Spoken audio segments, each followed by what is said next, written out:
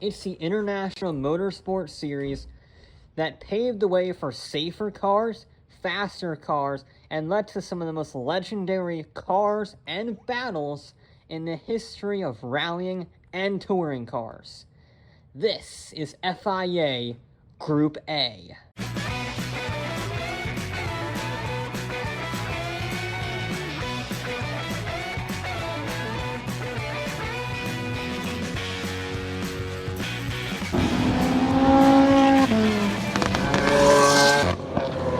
As the FIA expanded its control over motorsport, they introduced several racing categories known as groups, 1 through 6, for sports car racing. And these had some of the most iconic cars ever made. You might not know what the groups were, but you know the cars: the Porsche 935, the BMW M1, the Ford GT40, absolute legends. However, every good thing comes to an end. In 1981, the group categories met their end, and they were replaced with a much simpler Groups A, B, C, and N. Group A was for touring cars, Group B was for rallying, Group C was for sports cars, and Group N were for national rallies. And to be honest, it didn't really work as intended. I mean, N was pretty boring. It was for national rallies, nobody really cares about that. But Group C quickly spiraled into a cocktail of Porsche dominance and extremely high price tags, and the fastest speeds ever recorded on an FIA circuit when both the Peugeot P88 and the Sauber-Mercedes C9 exceeded 250 miles an hour at Le Mans. And that's not safe in terms of, track safety for a crash or car safety for a crash. And in Group B, it was even crazier. The rally cars had unlimited power, unlimited budgets, and unlimited material allowances. Now that we got purpose-built, mid-engine supercars for the forests, with fiberglass bodies, aluminum roll cages, fuel tanks for seats, crazy aerodynamics, and of course, lots of horsepower. Routinely, 500 to 600 horsepower to be precise. In fact, the only class that vaguely worked was Group A. These rules were very watered down and safe compared to the madness of Group C and Group B. It had 3 subdivisions, varying around the engine displacement, with an absolute maximum class of 2.5 liters and up. It also had production spec body kits, 2-wheel drive or all-wheel drive, and critically, a minimum production run of 2,500 versions of their race cars. Now, 2,500 road cars was exponentially more than the 200 road cars for Group B and the 0 for Group C. So this led to a rise in mass production racing, with cars like the Rover Vitesse V8, the Jag XJS, the Volvo 240, and the BMW 635 CSI. And they were not anywhere near as fast as their other group rivals. 250 to 450 horsepower was the average horsepower figure, and they weighed about 3,200 pounds. Sure, that's sort of normal for road cars these days, but when an entire field is like that, the racing can be incredible. And actually, there wasn't really much funny business. It was very honest, very earnest, rubbing his racing style honest and earnest, but there wasn't very much cheating or sneaky tactics. Well, apart from Volvo. You see, there was a clause in the rules where you only had to build 500 Evolution versions for a mid-season upgrade. So Volvo built 500 240 Evos, the FIA then approved them, and then Volvo proceeded to strip all of the Evolution parts off of 477 of them and sold them as normal 240s. Not literally illegal by the definition of the rules. They had built the cars and they had been approved, but it caused quite an upset that resulted in a temporary ban, which took forever and lots of litigation to get unbanned, eventually allowing the 240 to compete. Now, if we can shift gears a little bit, because the other groups were having their issues. I already mentioned how Group C was being dominated by Porsche, spiraling costs, and excessive speeds. But Group B was all of those things barring the Porsche thing times 10. The no rules rulebook of Group B did not go very well. There were several fatal accidents in 1985 and 1986, and deaths for both drivers and spectators led to the cancellation of Group B after the 1986 season. So, in a bit of a panic, the FIA quickly applied the Group A touring car rules to rallying, and this threw everyone into a tailspin. Everybody had built these purpose-built Group B cars, which were just impossible to homologate for the new 2500 car rules. I mean, Ford had the RS200 built from scratch, Peugeot had a mid-engine all-wheel drive 205, Audi had whatever that snowplow-looking thing was.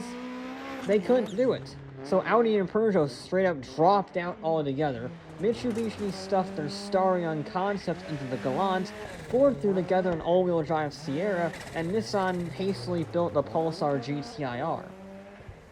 Basically, the first year or two of Group A WRC was full of quickly built, severely compromised hatchbacks and sedans that were not anywhere near as well developed as the cars from the previous years. Well, except for one.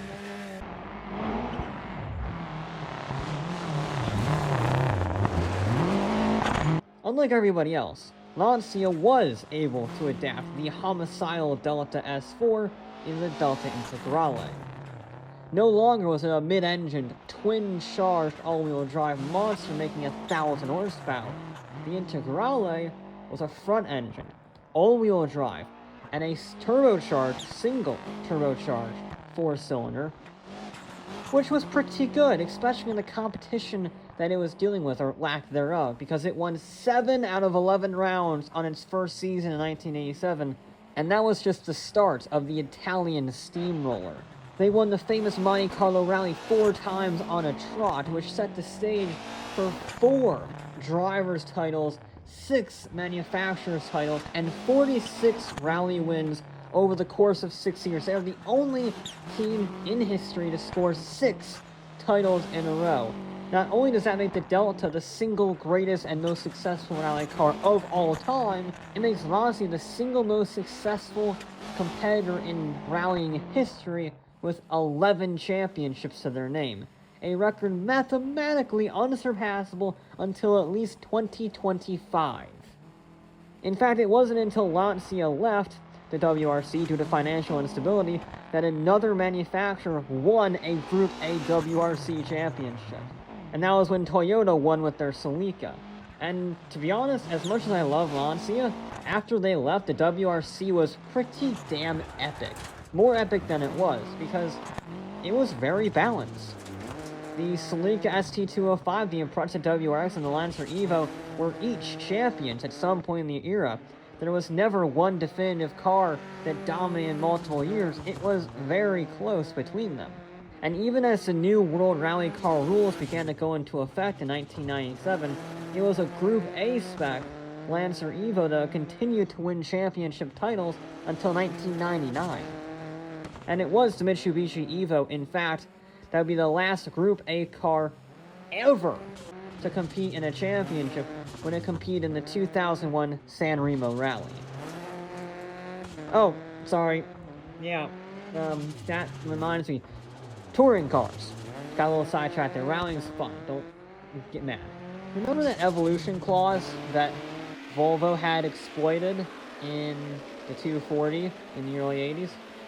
Well, now it's about to reach Titanic levels, because in 1987, Mercedes introduced the 190e 2.316 Evolution in response to the BMW M3, who then, in response to Mercedes, made the M3 Evolution, and then Mercedes, in response to the M3 Evolution, made the Mercedes-Benz 190e 2.316 Evolution 2. And then both of them got blown out of the water along with everybody else in touring cars by the Sierra Cosworth RS500. Things were getting out of control. The Sierra Cosworth was a very potent touring car from the get-go, but when the RS500 Evo came out, it was simply unstoppable. It won over 15 touring car championships around the globe, including the prestigious British Touring Car Championship and DTM titles. And it wasn't just touring cars. These things were so fast and so crazy that the Sierra Chiase won the 24 Hours of Spa and the Bathurst 1000 outright. It was so good that only one vehicle could stop it. Godzilla. Yep, the Nissan Skyline R32 GTR was arguably the pinnacle of Group A touring cars.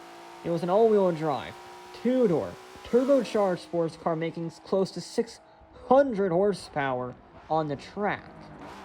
The all-wheel drive system finally ended the dominance of the two-wheel drive Sierra Chiase, and to show you how good it won every single race in the Japanese Touring Car Championship it entered. A 100% race success ratio over multiple seasons. And it was so good that in Australia it won the Bathurst 1000 twice in 1991 and 1992, despite the fact that in 1992 it had a mandated turbo valve to reduce horsepower, 309 pounds of ballast added, and, crashed. Yeah, the 1992 Bathurst 1000 was won by a car that couldn't finish.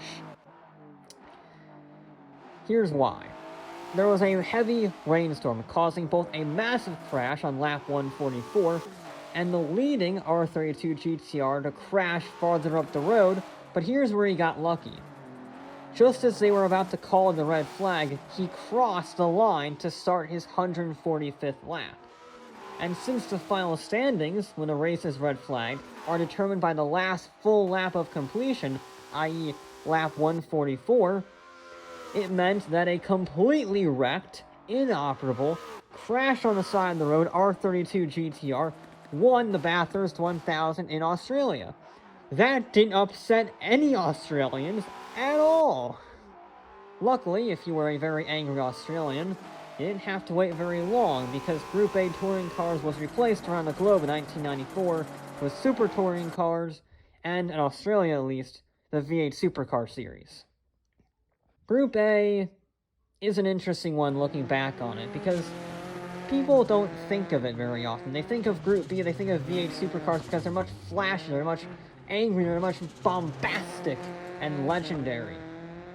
But I would argue, well, this is a bit of a hot take, that Group A is actually the better series. It was far safer than any rally series before it, and it had even closer title fights. The 1998 WRC was decided in the last 300 meters of the last stage of the last event of the year.